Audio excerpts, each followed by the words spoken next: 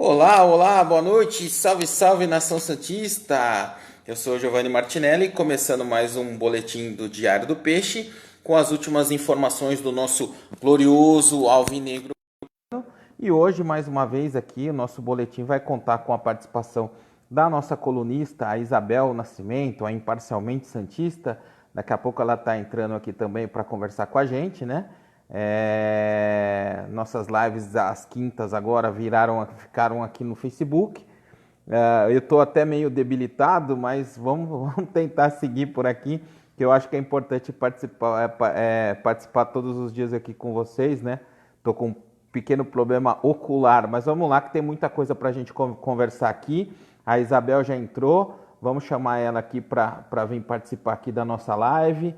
Daqui a pouco ela entra. E daí a gente faz uma live bem legal. Tem bastante coisa para a gente comentar. É, e, e vamos lá comentar. Principalmente, acho que assim, a gente tem algumas coisas que seria legal a gente comentar aqui hoje. Uma delas, principalmente, é a entrevista que o Paulo Autuori deu ontem, né? E ele falou sobre algumas coisas bem legais sobre o momento do Santos, sobre as confusões com o Giamota, as confusões com o Sampaoli, com o planejamento para o ano que vem, e acho que foi bem legal a entrevista dele. Acho que vocês viram também. A gente fez uma cobertura bastante completa aqui no Diário do Peixe. Mas eu acho que vale a pena a gente conversar também, né, sobre isso aqui. Então, gente, vamos lá. Primeiro de tudo, né? Paulo Tuori já disse que aquele problema que ele teve com o São Paulo lá de multa rescisória, o São Paulo querendo, não foi problema na verdade do Autuori, né? Foi do Santos, de multa rescisória que já o Santos já aprovou, né?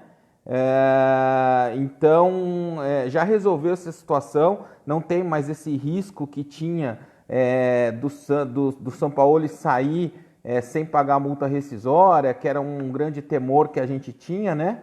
Então, acho que isso já foi resolvido, né? Isso é muito bacana, né? A Isabel está aqui, também eu já vejo ela aqui, mas ela não está aparecendo ainda na live. Vamos lá, Isabel. Isabel, você está me ouvindo? Eu já aprovei a sua solicitação. Você já entrou ou ainda não? Vamos esperar aqui. Daqui a pouco a Isabel participa aqui com a gente.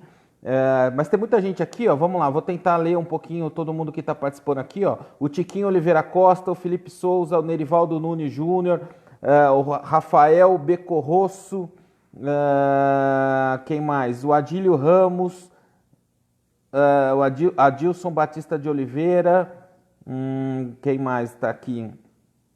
O Felipe Souza. Uh, Tá aqui, ó. Deixa eu provar a Isabel aqui. A Isabel agora acho que tá aprovada. Tá dando algum. Por que que não tá dando? Isabel, você entrou aqui ou ainda não? A Isabel não tá entrando aqui. Deixa eu ver se eu consigo fazer de novo. Aprovada. Tô aqui, ó. Aprovei. Adicionar a Isabel na transmissão. Aí, acho que participou, veio um adicionado aqui.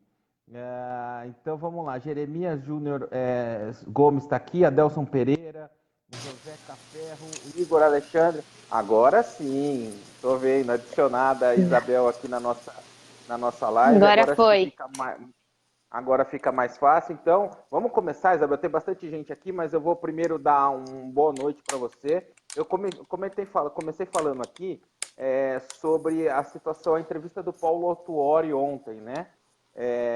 Que ele falou sobre vários pontos, anteontem, na verdade, né? Alguns pontos que a gente discute muito aqui, né? De relação com o São Paulo, as cobranças públicas do Giamota, eu gostei bastante da entrevista dele. Eu queria saber o que você achou. Bom, boa noite, Giovanni, boa noite para todos. Eu gostei muito, e não só da entrevista, mas a gente percebe a falta que a gente tinha de alguém de falar, alguém mostrar a opinião, que não fosse o Pérez, né? Toda a coletiva, tudo que acontece, desde contratação, nova arena, qualquer coisa, sempre foi o Pérez, o Pérez. Então chega uma outra pessoa com uma nova visão, que já coloca, acho muito legal ele ter tratado o caso do Giamota, de não chegar para o Pérez falar alguma coisa sobre isso. O que aconteceu com o Giamota, para mim, é uma coisa bem absurda. E isso, eu acho que ele só teve espaço para fazer isso porque o São Paulo estava tendo espaço para fazer críticas publicamente. Isso tem que parar. Acho que são duas coisas que o Paulo Torre tocou que são muito relevantes. A questão da contratação, que eu acho que ele coloca o São Paulo um pouquinho mais com o pé no chão, que o São Paulo ainda diz que quer o volante e tal. Então ele ainda coloca falando que agora não teremos mais contratações nesse momento e que as questões públicas não devem ser mais públicas. As questões, né, no caso, as questões particulares não devem ser públicas. Isso mostra um time sem estabilidade lá dentro. Como que você vai querer um jogador grande queira jogar no Santos se as notícias são ruins, se parece que o time dentro é desorganizado? Então eu gostei muito da coletiva dele. Para mim, o caso do Gemota, eu fiquei bem decepcionada. Parece um jogador muito imaturo e ele acabou se prejudicando muito, né? Porque da forma que ele colocou É, publicamente o São Paulo ele disse: vou colocar quem tá melhor. Logo, ele não estava melhor, tá certo. Eu acho que isso foi muito legal. A gente vai ter, como diz assim, na figura policial, a cariação, né? Amanhã tem entrevista já confirmada do São Paulo. Então, amanhã, 9h30 da manhã, tem entrevista do São Paulo no CT Pelé.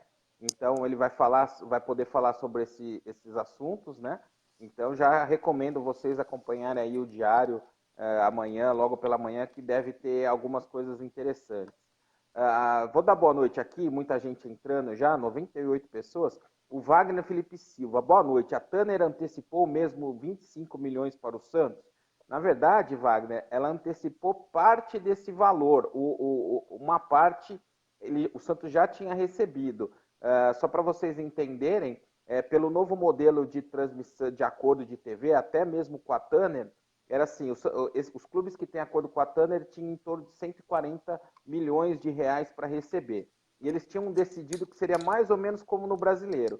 50% igual para todo mundo, 25% de acordo com a audiência e 25% de acordo com a posição do time no campeonato.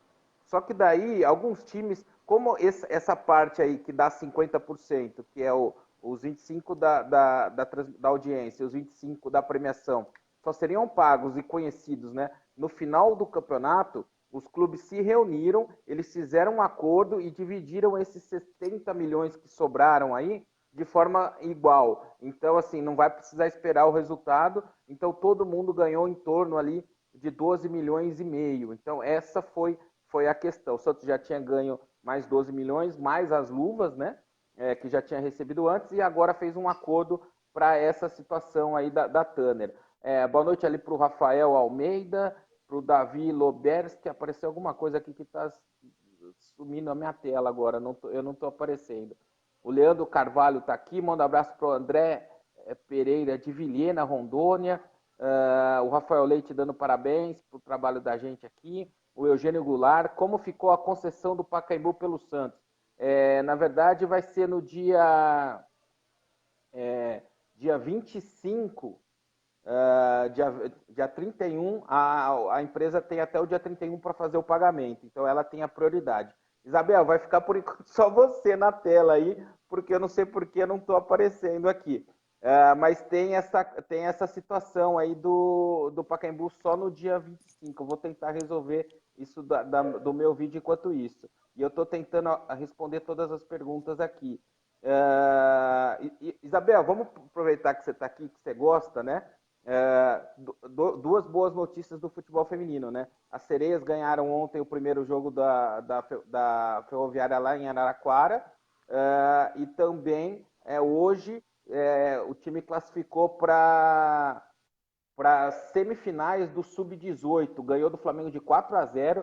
Tem uma atacante lá, Amanda Gutierrez, que já tem 15 gols em 9 jogos. O Santos ganhou os 9 jogos que fez, e você escreveu uma coluna sobre isso, né? Que é o momento das sereias, né?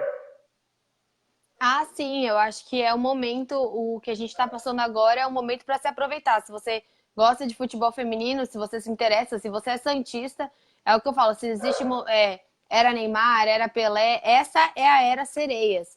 Porque times como Flamengo, São Paulo, Palmeiras vão chegar com uma estrutura absurda, maior que a do Santos, e não vai dar pra gente segurar se a gente não aumentar a estrutura do Santos, não dar mais visibilidade, não dar mais relevância para elas, porque a estrutura pesa, o salário pesa, e a gente sabe como isso funciona. A gente sabe muito bem do que o Santos passou da década de 60, 70 até hoje, como a torcida poderia ser muito maior, como o Santos poderia ser um clube muito diferente, dependendo da gestão. Então, eu acho que se a gente não vai ter uma gestão que vai dar prioridade para as sereias, nós torcedores temos que dar, porque é um momento absurdo, né? Ontem as sereias ganharam de 2-1 fora. A Ferroviária, o Santos estava na segunda, foi a segunda melhor campanha atrás do Corinthians. Acho que a Ferroviária era a sétima melhor campanha. Ano passado, a Ferroviária era uma das piores campanhas, o Santos era a melhor campanha do brasileiro. E não sei se eu falei paulista, mas só tô falando do brasileiro.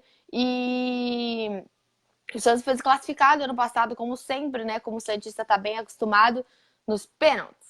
Então, esse ano a gente volta a jogar contra a Ferroviária, que já seria um jogo chato por conta do ano passado. A gente ganha fora de casa, ainda não tem o jogo da volta.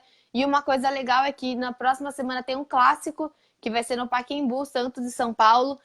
Mando do Santos, né? Entrada gratuita pelo Paulista. Que agora o Paulista, o Santos jogou contra o São José, aí vai jogar contra o São Paulo, Palmeiras e tem mais um time. São Paulo, Palmeiras, São José e Santos. Não, são São quatro, né? José, são Santos quatro, joga. isso. São 4 times. Joga ida e volta com esses 4 times. E aí as 2 melhores campanhas passam para a próxima fase. Mas atualmente a gente está nessas quartas de final do brasileiro, que ainda não tem a data para o jogo de volta. Mas é muito importante. As sereinhas acho que estão 9 jogos consecutivos de invisibilidade. A gente fala sereinhas, parece que elas têm 11 anos, mas elas têm 18. Então é um time bem legal, é um time que você imagina a visibilidade das sereias, dessas sereias sub-18 ainda é muito menor, elas estão fazendo um trabalho bem legal. Acho que a gente tem que valorizar, né? Elas são muito trabalhadoras, são muito. E não é amador, não é profissional, né? Se você entra no site da CBF, você vai lá, classificação de qualquer campeonato. O futebol feminino ainda é amador. Então tem muito ainda para caminhar. Mas é o que eu falo, se você gosta de futebol, gosta do Santos, esse é o momento das sereias. Da Silva Canindé está aqui, o Júlio Ferreiro de Dracena, o Jaci Gomes de Serra Talhada, Rafael Santos, Edson Brandão, Fabiano Rodrigues, o Roberto Natacha Lima. Vamos nos livrar do Cueva, do costarriquenho, do Giamota. Então vamos falar um pouquinho, assim, na coletiva do Alto Hora, ele falou que ele e o São Paulo já informaram ao Cueva que o Cueva não está nos planos, estão estudando propostas para o Cueva.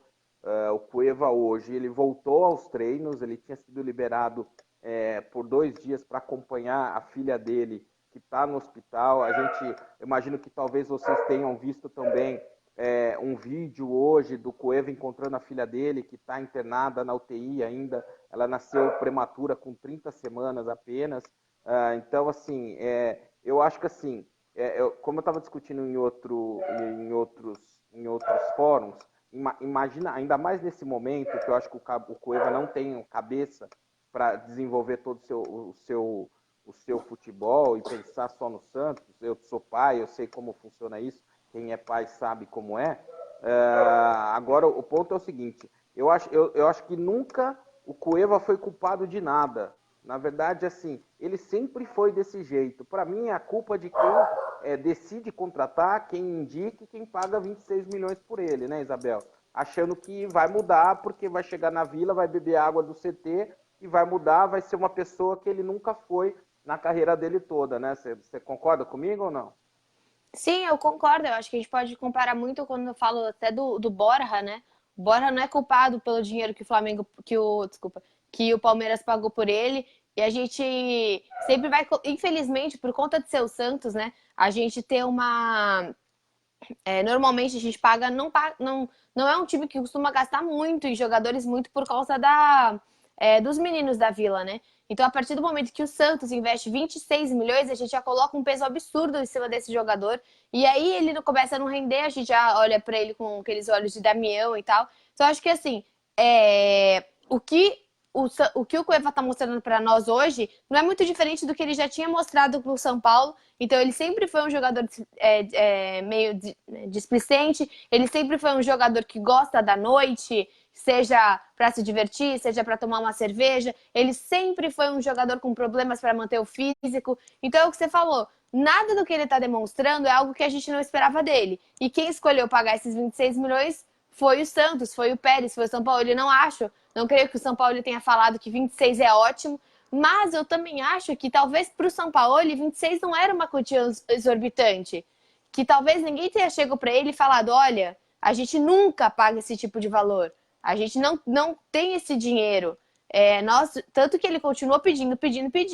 Então, por isso que até a questão do Paulo Autuori é muito importante. Porque eu acredito que se tivesse o Paulo Autuori desde o começo, não teria tido esse gasto com o Cueva. Porque o Pérez, eu acho que ele ficou com receio de perder o São Paulo, de perder a paixão ali da torcida e quis dar uma resposta. Então, se tivesse alguém que barrasse isso, não teria tido essa compra absurda, ridícula, de caro. Não é para o Santos. Independente, poderia ter sido 26 no Soteldo. Eu estaria feliz, porque eu adoro o Soteldo, mas não vale 26 milhões. Poderia ter sido no Jorge, no goleiro, no Felipe Jonathan, do que for. 26 milhões não é uma quantia para o Santos se gastar. É diferente você falar, a gente vai gastar 26. Nem para o Neymar a torcida aceitaria, até seria uma grande revolta, acho que da torcida, o Robinho, o que for. Então é isso. O Cueva nada mais está se mostrando do personagem que a gente já sabia que ele era. Então, obviamente, não podemos jamais culpar o caso da família dele, algo horrível. Eu realmente não tenho, né? Não passo por esse sentimento. Mas era o que a gente esperava. Então, realmente, a culpa foi da organização. Se foi do São Paulo, se foi do Pérez, não dá pra gente cravar quem foi a culpa. Até porque esse dinheiro nem começou a ser pago ainda, né? Mas Tá foi uma certo. aposta muito errada. Exato. O Luan de Jesus Reis está dizendo aqui, as novidades do Peixão para o jogo contra a Raposa. Vamos lá.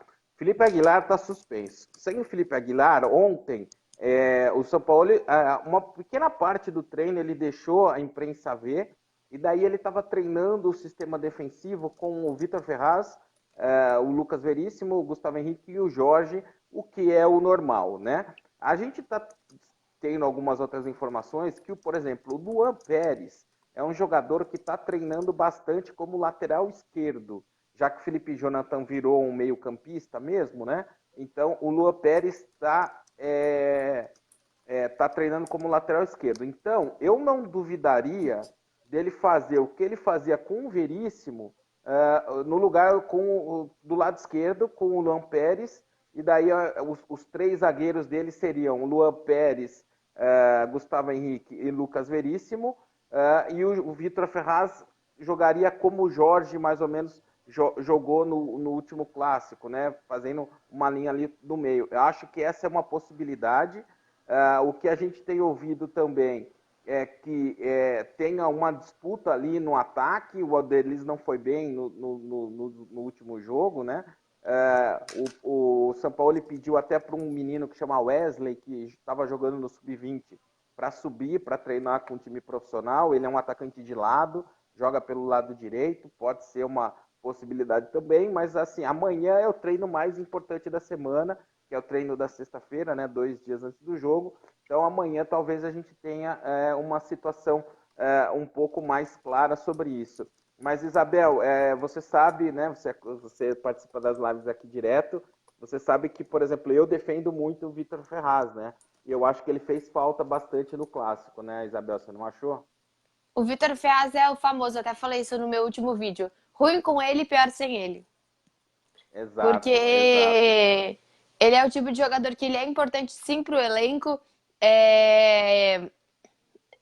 E a gente não tem alguém à altura, né? Eu acho que ele fez falta sim, em clássico ele faz falta. É a mesma coisa da gente pensar naquela vez que ele tirou o Rodrigo, né?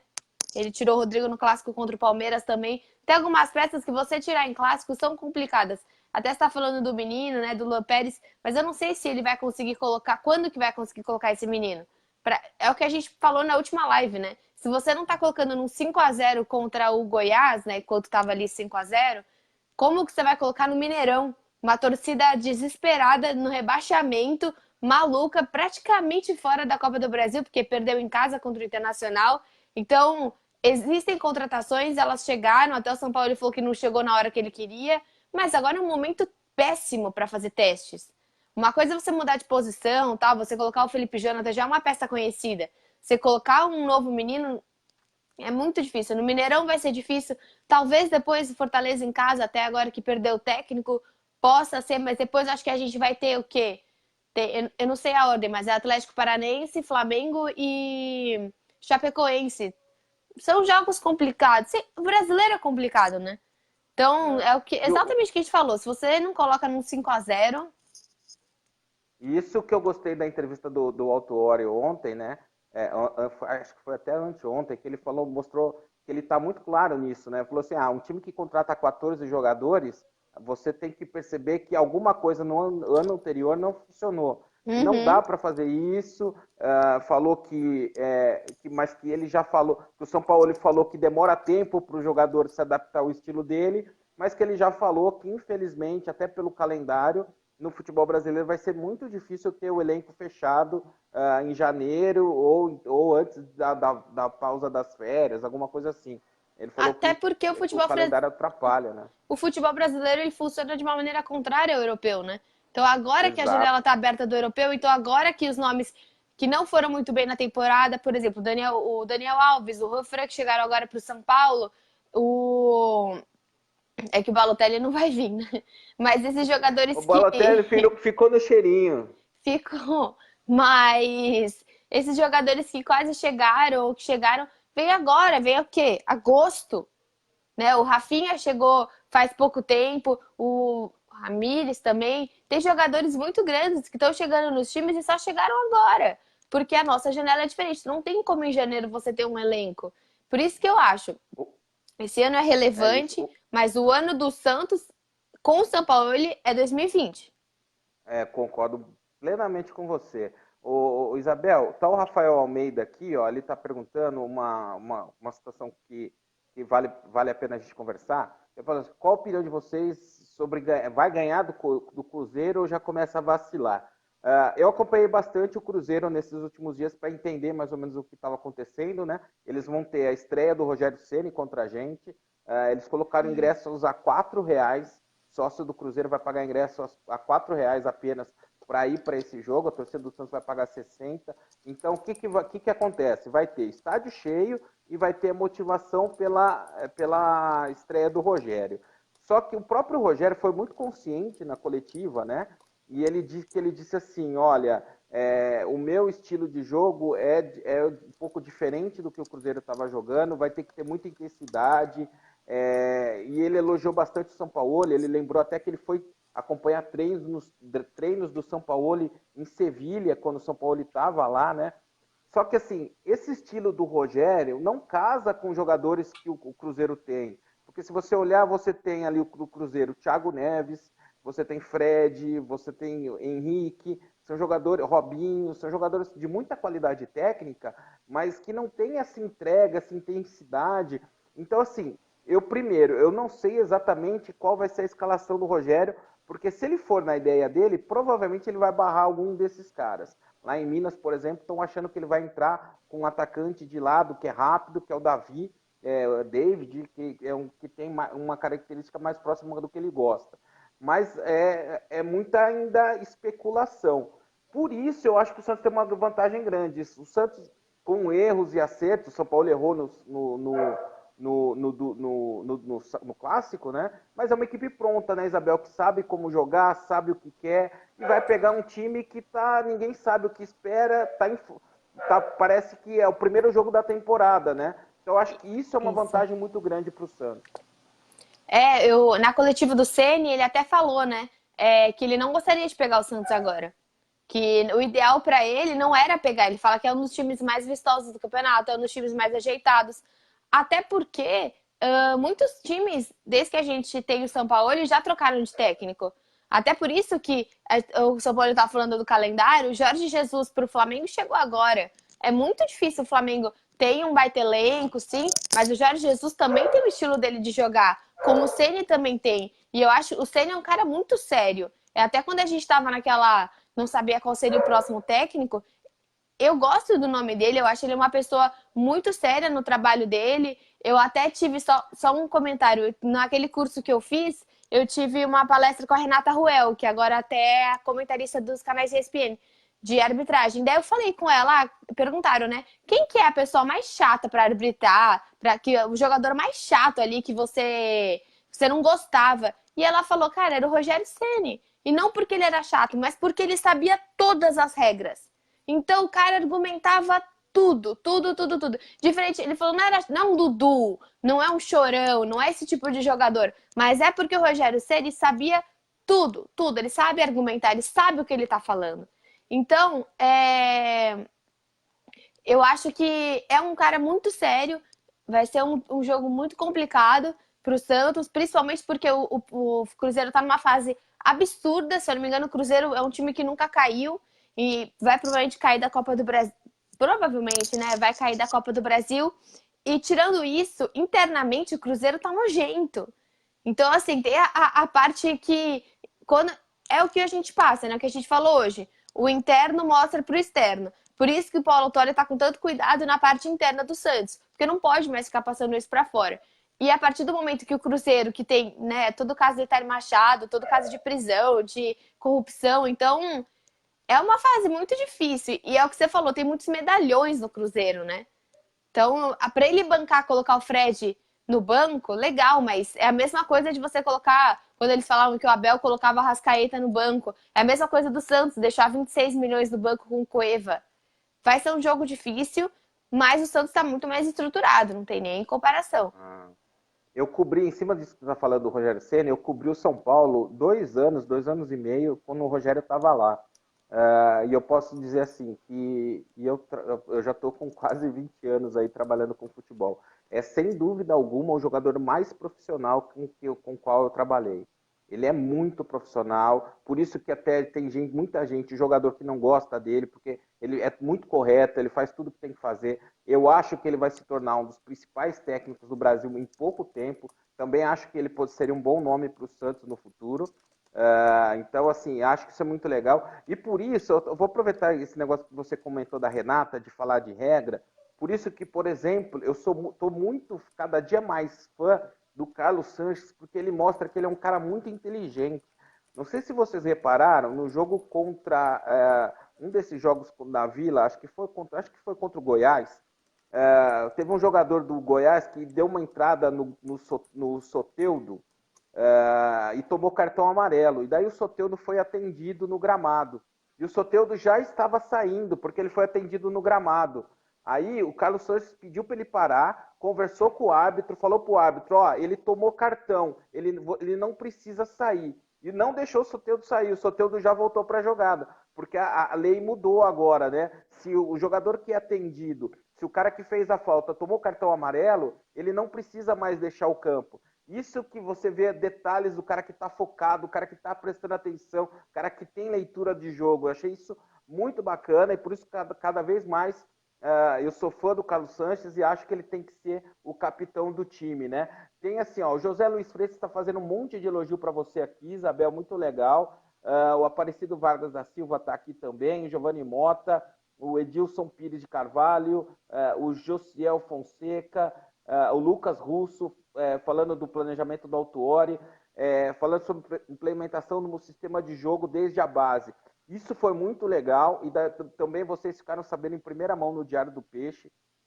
O São Paulo o Autuori já indicou e o Santos contratou um rapaz que chama William Tomás.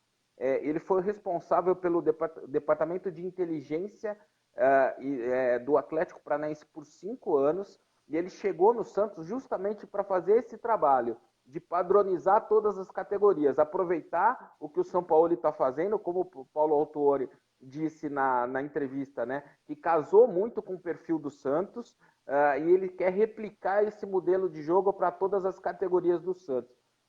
Eu acho que isso é muito legal, e isso é uma coisa que até utópica. Acho que naqueles cursos que você fez devem ter muito falado disso, né, Isabel? De padronização, de trabalhos de todas as categorias de base, integração.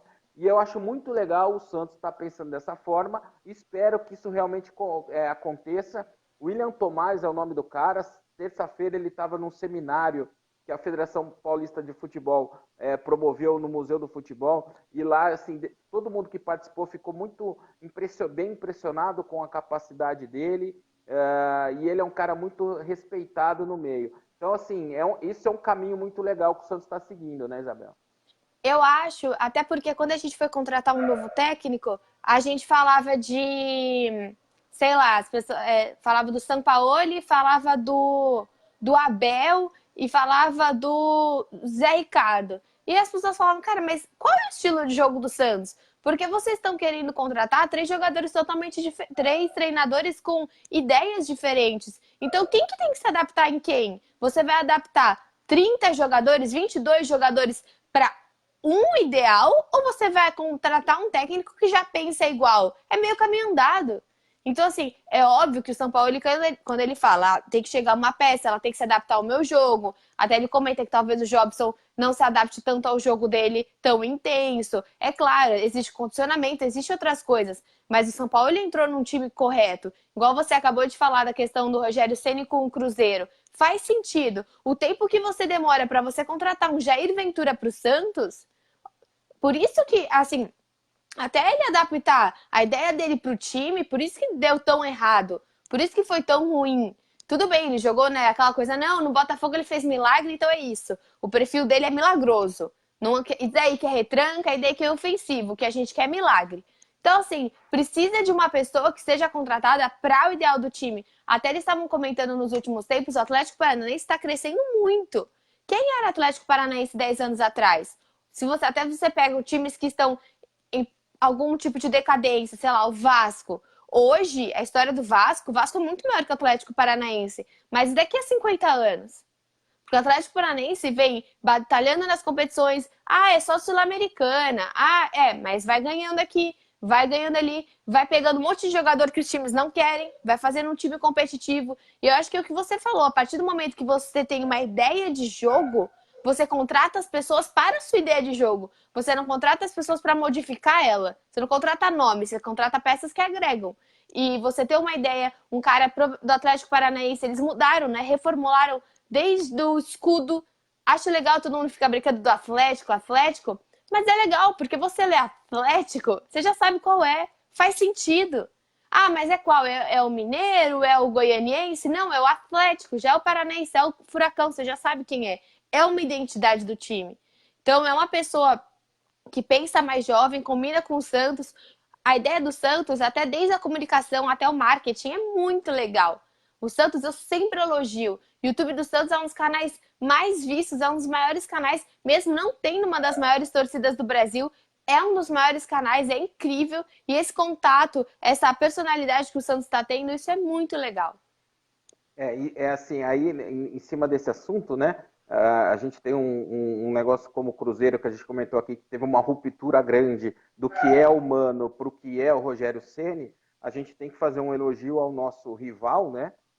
Eu não gostaria de ver no Santos, mas um pouco do sucesso do Corinthians, que o Corinthians teve, campeão da Libertadores, campeão mundial, campeão brasileiro nos últimos anos, se deve a uma manutenção de uma mentalidade de jogo que veio com o Mano, com o Tite e que tem o Carille, né? Que privilegia a retranca, a defesa. O mas Loss isso é claro, também, né? assim, exato. Então, assim, segue um padrão. E eu acho que, assim, casou muito legal, como ele falou mesmo, o estilo do São Paulo casa muito com o Santos. E é legal a gente aproveitar, porque o São Paulo tem muita gente já pedindo ali, contrato até não sei quando, contrato não sei o quê, mas uma hora ele vai embora, né? Uma hora, assim, a gente espera que demore e tal, mas é claro que uma hora ele vai embora. Então, o Santos tem que pegar essa passagem do São Paulo e transformar em um negócio que a gente ouve muito em marketing, mas no futebol a gente não ouve tanto, que é o quê? É um legado, né? São Paulo vai embora, mas deixa um legado para o clube, né? E por isso que o legado tem que ser entendido. Então, se o São Paulo fosse embora agora, O que o Santos ia fazer com nomes como Cueva, Evandro, Uribe, agora deixa eu pensar se tem mais algo que não está entrando em campo.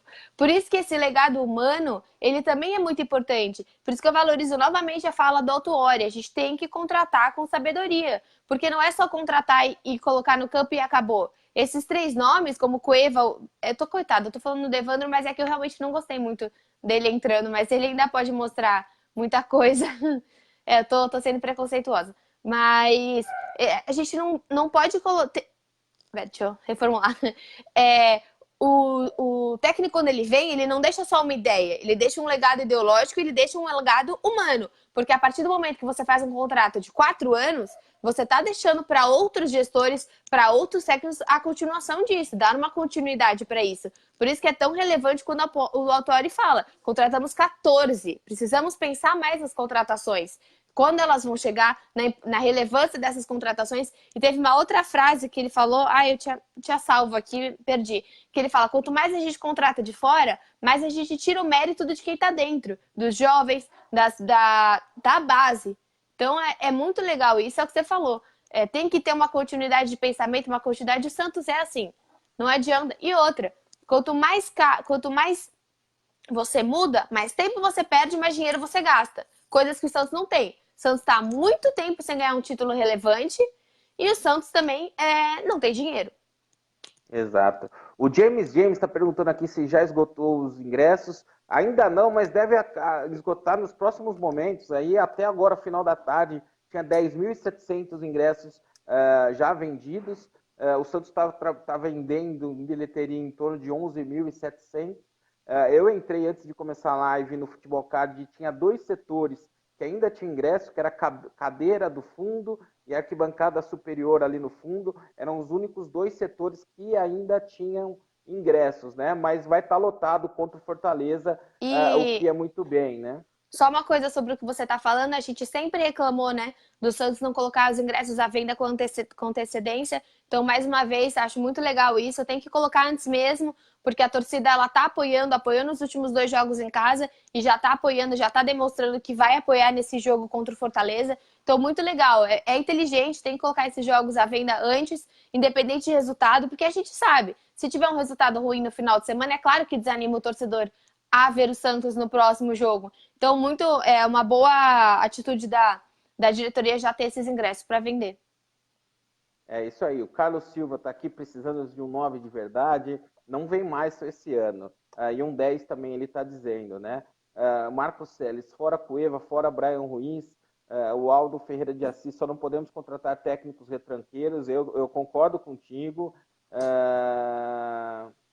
O Marcel Mack, qual será o próximo jogo do Peixe no Pacaembu? Não está confirmado ainda, mas pode ser que seja o jogo contra o Grêmio, dia 21 de setembro, que é um jogo que o Santos vai estrear um uniforme número novo, que vai ser um uniforme preto, totalmente preto, predominantemente preto, né? Então essa vai aqui. O Douglas Porto está aqui, um abraço, nosso parceiro lá do programa Bola do Jogo.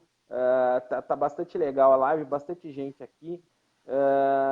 Notícia do Derlis, eu não sei o que o Christian falou ontem de uma notícia do Derlis, mas eu posso tentar ver aqui também.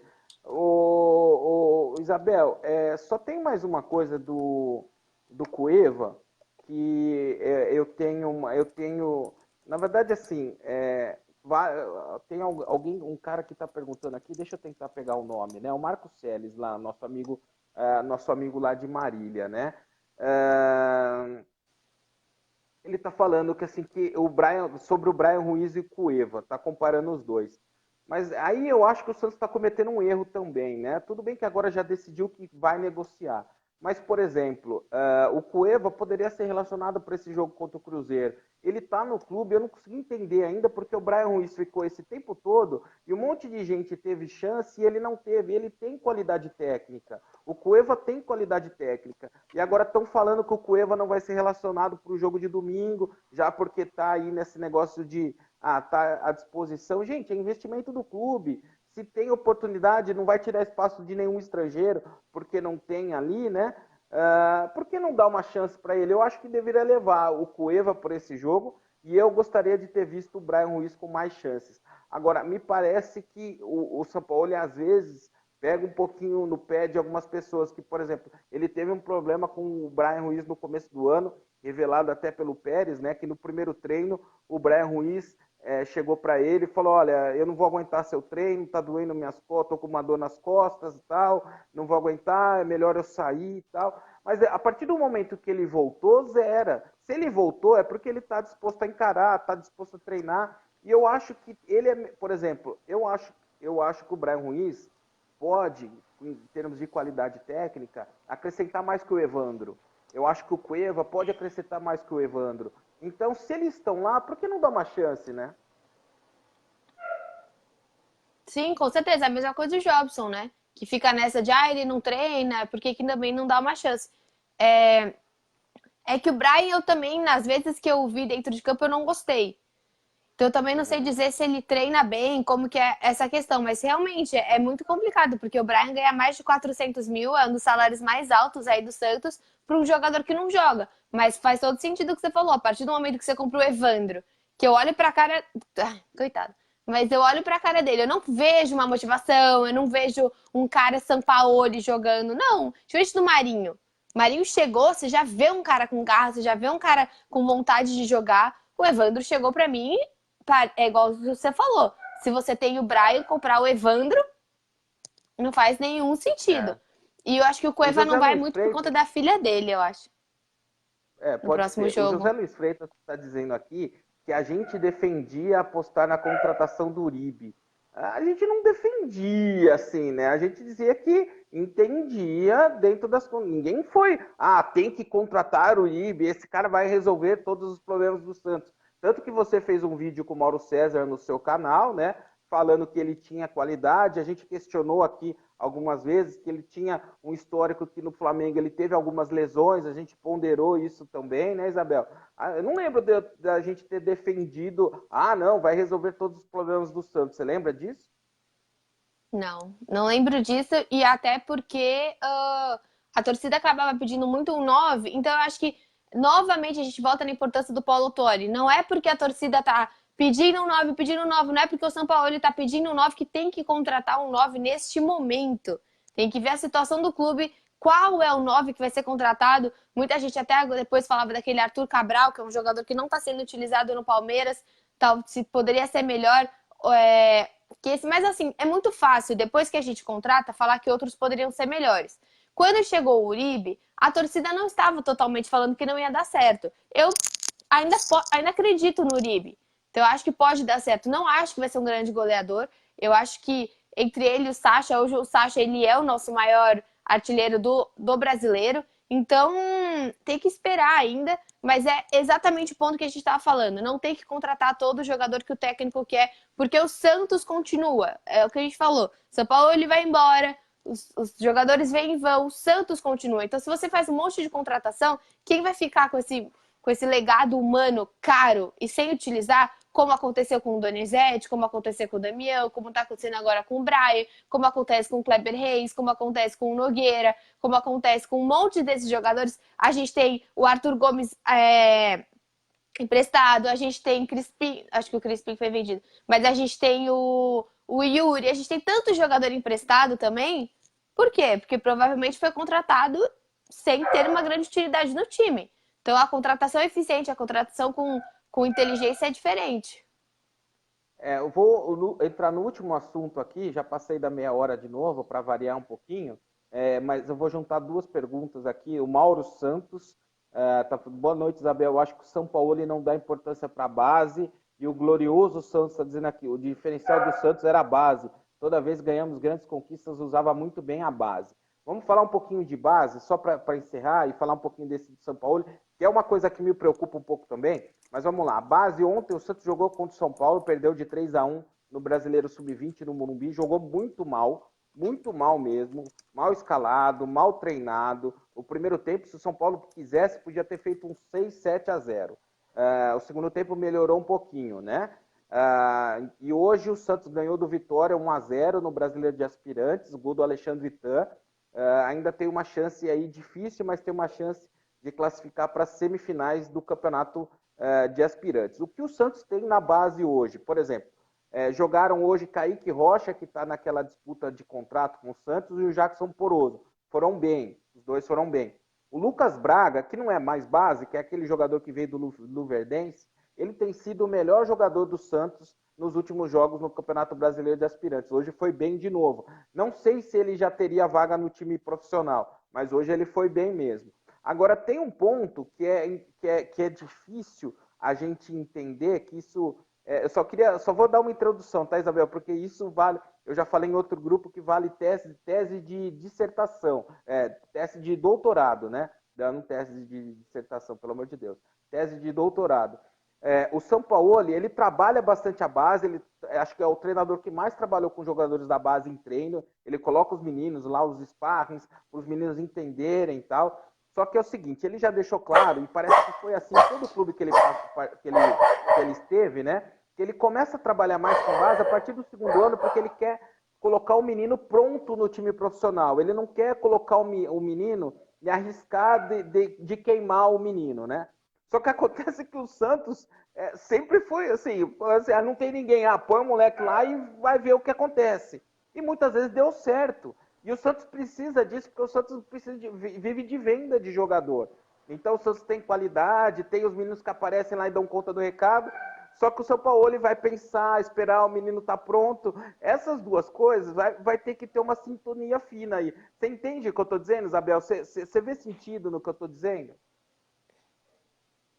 Sim, faz todo sentido, até porque a gente serve muito de espelho lá fora, né? A gente tem vendas, às vezes, que a gente até esquece, mesmo o Felipe Anderson, que às vezes vem um dinheiro pro Santos que a gente nem lembra de onde está vendo, fala, nossa, é verdade, ele é fruto da base. Então, faz total sentido o que você está falando, que é o que o Flamengo fez com a gente, né? Com questão do Jean Lucas, que veio pro Santos como um espelho e gerou 14 milhões para ele, né? Gerou uma boa quantia para eles. Então, sim, faz sentido. A gente ter os jogadores. Às vezes tem um jogador que vai bem no Santos, mas não tem espaço. Às vezes outro time do próprio Brasileirão quer contar com ele. Então, é o que você falou, são dois caminhos que não se batem. Mas eu acho que ele vai vendo a relevância da base, ainda mais a base, né, tendo se fortalecendo. Tem mesmo o Yuri Alberto, né, que é o tipo de jogador que vai para a base e fica bem. Sobe profissional, não faz bom jogo. Vai para a base e fica bem. Então fica nessa que a gente não sabe se está pronto ou não. E é o que eu sempre falo, o Rodrigo, ele não é... O Rodrigo não é regra, o Rodrigo é exceção. Você ter um jogador que sobe com a maturidade dele, que consegue assumir a responsabilidade de jogar, é muito diferente. Então, dificilmente o São Paulo vai ver um menino que entra e vai detonar no jogo. É difícil. Não é comum. Não existem vários Rodrigos. Existem vários Yuri Albertos, que têm capacidade, têm habilidade e sente a pressão. Então, é muito diferente. Eu acho que mesmo... Oi. E você vai lembrar que a gente falava muito o ano passado, quando perguntavam da base, né? Que a melhor geração do Santos era a geração do Sub-17, mas a gente achava que eles não estavam prontos ainda, né? A gente comentava isso, que o Sub-20, lembrou, o Sub-20 ano passado foi eliminado da primeira fase de todos os campeonatos. Perguntava, não tem ninguém no Sub-20? Não, tem a geração do Sub-17 que tem o Ivonei, que tem o Sandri, que tem o Caio Jorge, que tem o Lucas Lourenço, que fez o gol ontem no Sub-20. Só que esses jogadores ainda não estão prontos para o profissional. E acho que o São Paulo está vendo isso. Olha, tenho talento aqui, mas eles não estão prontos e eu não vou pular etapa, o que acontecia anteriormente no Santos. E até por isso o Autuori, o William Tomás vão ser muito importantes, né, Isabel? Sim, com certeza. Até porque a gente, é o que você falou, a gente não tem dinheiro. Ele precisa entender que a gente não tem dinheiro, a gente não tá pulando etapa. No Santos é assim. Por que que normalmente o nosso aspirantes é tão ruim, o nosso sub-20 é tão ruim? Porque quem é bom com 16 já tá no profissional. Não tem essa, Exato. ninguém chega até os 20. O Pituca que voltou, né? Difícil. Casos do Pituca são casos difíceis de acontecer. Normalmente o cara joga bem com 16, 17, subiu. E o Autuori tem que falar pro São Paulo e falar o seguinte, São Paulo, é o seguinte, o Santos contratou 14 jogadores em 2019, ele gastou 76 milhões, mas ele gastou 76 milhões porque ele vendeu o Rodrigo por 200. O ano que vem não tem essa receita do Rodrigo de 200, então esquece que não tem os 76 milhões para gastar, né? Vai gastar 20, vai gastar 30 e o resto é o que tem e a base. Então, se vira com isso, né? Exatamente. Olha os últimos anos e vê quanto foi gasto em contratação. Vê que esse ano é algo totalmente fora da curva. Não é o que o Santos, não Totalmente. é algo que acontece no Santos. Então tá certo. Gente, eu queria agradecer a presença de todos vocês aqui, agradecer a presença da Isabel mais uma vez, sempre habilitando o nosso comentário aqui, nosso boletim. Hoje eu estou até debilitado, mas fiz questão de participar, nem estou chegando direito aqui, está tudo meio embaçado, peço desculpa se falei alguma besteira, agradeço aí a presença de todos vocês. Isabel, hoje é quinta-feira, 3 dias para o jogo. Vai, palpite para encerrar.